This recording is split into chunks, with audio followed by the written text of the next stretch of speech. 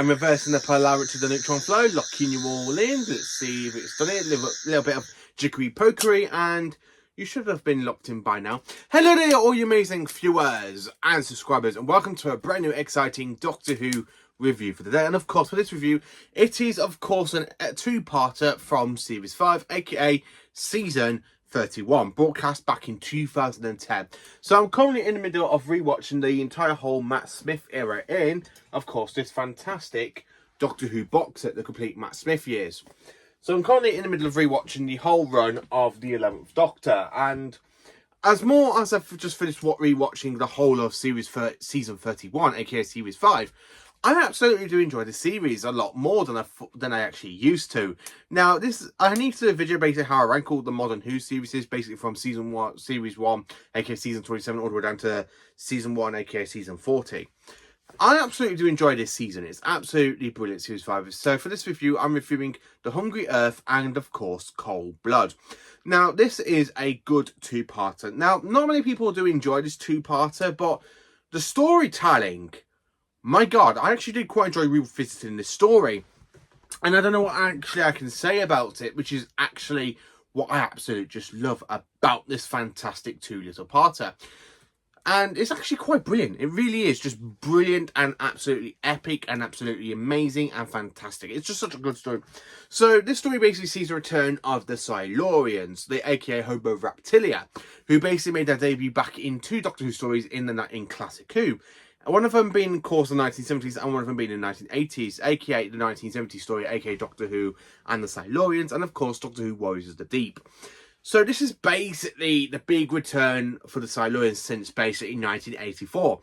And the way this is actually done, the whole story setting is absolutely brilliant. So the story itself is set in the year 2020. So basically the Doctor, Amy and Rory basically trying to go to the planet, of course, Rio.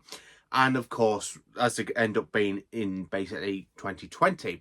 It's such a good story. The opening of the story is a little bit different from what I'll expect. But the thing is, though, it is such a good difference. So we kind of see a man and his son basically sitting down reading a book. And of course, he's trying to teach his son how to read, aka Elliot. And of course, the male character is, of course, Mo. And as basically he goes to do work for his basically father-in-law. And of course, his father-in-law's friend. And as they literally go into the factory after just digged 1K something into the Earth's core, and they were celebrating, and basically there's drilling coming up from underneath, and of course he stops all the drilling, he goes to investigate, and underneath where the factory where of course they're drilling is little big patches of Earth, and Mo actually does get pulled underneath the ground, and that's where we end up with the title sequence. And as I said, we open up to basically the Doctor, Amy and Rory coming out the tires, and the Doctor just goes, "Behold, Rio!" Oh yeah, this is it. This isn't Rio. With literally blue patches of grass all around it. I actually quite enjoy this story. Now, basically, when the Doctor and Amy go to investigate the factory, Rory ends up taking Amy's engagement ring off her and puts it into the TARDIS, and he comes out and he meets Ambrose, who basically has just lost another family member, and he wants to be digged with her aunt. And as they literally dig up the grave's gone. There's nothing there, and of course they're literally trying to investigate, and you've got Rory going, "What?" Like Arthur Duval is really quite good with the face where he pulls, where he literally doesn't understand what's going on, and of course the Doctor and Amy have literally gone off. So the Doctor and Amy still go to investigate, and of course, as they end up in the factory, and the Doctor is there, literally the Doctor, he eats a little bit of blue grass, he literally goes in and does his little scientific things, as it's the Doctor. And then, of course, he gets basically the Silurians come up from underneath the ground again. And, of course, they take Amy. And the Doctor promises Amy that he will come back for her. And as literally she gets pulled underneath the soil, it's Amy. She goes, bye-bye, like that. And then, of course, basically, you got the Doctor with the woman scientist and, of course, Ambrose character, granddad, aka Tony. They literally go to basically back to the village, and of course where they meet Rory, Elliot, and of course Ambrose. And of course Rory asks the Doctor, "Where's Amy?" And he goes, "She was taken." "What do you mean she was taken?" "She was taken to the ground. She was taken underneath the ground." "Rory, don't worry, I will get her back." I really like the way how the Doctor does that, and of course he's literally investigating. I love the way how he's there explaining and what to do, all the secret cameras and stuff. And of course it gets the whole bit of the country, well, not the country, the little countryside where they filmed this, gets covered inside this great big blackout sort of thing because Silurians are coming up from the ground. I absolutely love the shot with the Doctor with the dark sunglasses, and he goes, I know what they are. And of course he recognises them because he's encountered them in 2 previous incarnations. And I absolutely do love the fact that, so this is just something I just have to say I flat out amazingly enjoy. Because I just love how the 11th Doctor goes, I know what they are, like that. It's just so brilliant, and it really gives you, like, with the whole sunglasses vibes, it really gives you, like, the gadget sort of side of the 3rd Doctor, because the 3rd Doctor was very known for gadgets.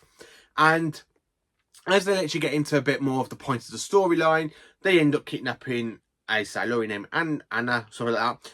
And of course, basically, the Doctor and of course the lady scientist ends up going in their TARDIS, and of course they get taken to the ground. And as basically we see Amy about to be dissected by the male Silurian, and she's there trying to scream. You've got Mo, who basically wakes up going, don't scream, don't do nothing, because he's actually been cut open before. And of course it ends. Is that the cliffhanger, you're probably wondering? Well, no, it's not, because that is a little bit about this episode. That would have been a perfect time to do a cliffhanger, but instead no, they end up with the Doctor and the lady scientist walking through the Silurian city, and of course that's just a cliffhanger. It should have been when Amy was supposed to be dissected. I really think that's when the cliffhanger should have been, and that would have been more deserved of a cliffhanger, not basically, oh look, we're inside a Silurian city. Let's cut it to the title sequence. Boom. No, that would have been perfect to lead open from the next story, aka Cold Blood, which is basically part 2, which is why I class this all as one story, and I will explain literally what I basically call it as. But I absolutely quite enjoy this story. It is brilliant. So Cold Blood kind of follows on from the Hungry Earth for the Doctor and the lady scientist basically making their way through the Silurian city. They end up getting captured, and of course the Doctor basically ends up nearly being disintegrated, basically, you know what they do, bacteria check. And of course he's there, decapitation, that's it, decapitation, and he's there literally saying, no, decapitation, no, please, I'm not human, take your scan with that. And there's a little bit in Matt Smith's Doctor really literally calls back to the 5th Doctor, because there's something about Matt Smith's face in series 5 when I was watching the scene, and of course with Matt Smith basically looking a bit like Peter Davison. So I thought it gave me some great Peter Davison vibes. Some of Matt Smith's facial impressions really remind me a little bit of basically Peter Davison's Doctor, when the Peter Davison Doctor would have been in that situation, like we see in the case of Androzani and stuff. So it really gives me like Peter Davison vibes for Matt Smith's facial performance. And when he's there talking and goes, hello, do you have any celery? Like that. And of course, again, that is a callback to the 5th Doctor, aka the 5th incarnation of the Doctor. And I actually quite enjoy that. So I love the callbacks to the 5th Doctor at that point. And Matt Smith's face, I do see a bit of Peter Davison's face in a little bit of the 11th Doctor in this episode. And not just this episode, and the fantastic story known as basically the Big Bang, because I see a little bit of Peter Davison's face come through in the TARDIS's flying through the Pandorica. That might just be me as a classic Doctor Who fan trying to see other embryons of Doctors in the modern Doctor or the current Doctor. So that might be me. It might not be intentional, but basically there are scenes where I think it's like the 11th Doctor has got a bit of the 5th Doctor in his face, which I actually do think is absolutely brilliant and what I love about it. So basically, when the Doctor basically is trying to basically, you know, try and talk about a peace conference about sharing the planet, and of course you got the other Silurian that basically wants to kill all the apes and basically try and take the Earth back from the apes. That's what we're called, because even though we're humans and we evolve, and of course I love the fact when the Doctors are talking, these used to inhabit the Earth before they had to go underground because they thought the planet was going to come to an end. But in fact, it was actually just the moon coming into orbit. I love how they all look and say, "How do you know about history?" He goes, "I met a tribe of you before. You met another type of our species. They died. The humans killed them." I love the way they go, "Oh, those dirty apes," like that. And I really love that little bit. But I love how the Doctor basically does that callback to Doctor and the Silurians, and of course Warriors of the Deep. And I really do love that callback as well. That's just such a good callback. And I love the way how the level doctor's just basically there talking, and of course they end up being captured and basically they're about to be killed.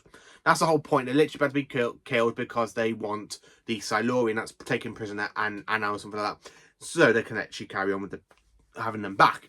But of course, Anna is actually killed by Emrose because basically she's managed to put some toxins into basically her father, Tony. And of course, as we all later on find out, he's being mutated, and because he's becoming something new. And as he's there being mutated, he's literally coming out of breath. He feels like his whole body's on fire. And you kind of see him like that with all this green type livery, like veins coming up. And of course, you just see the doc like that going on, which is quite good. I love the shot as well where they do bring back the body, Alea's body back. And of course, you got Rory, Tony and Emrose. They're talking, and basically they're talking, saying, oh, the drill up is going to borrow it into the city.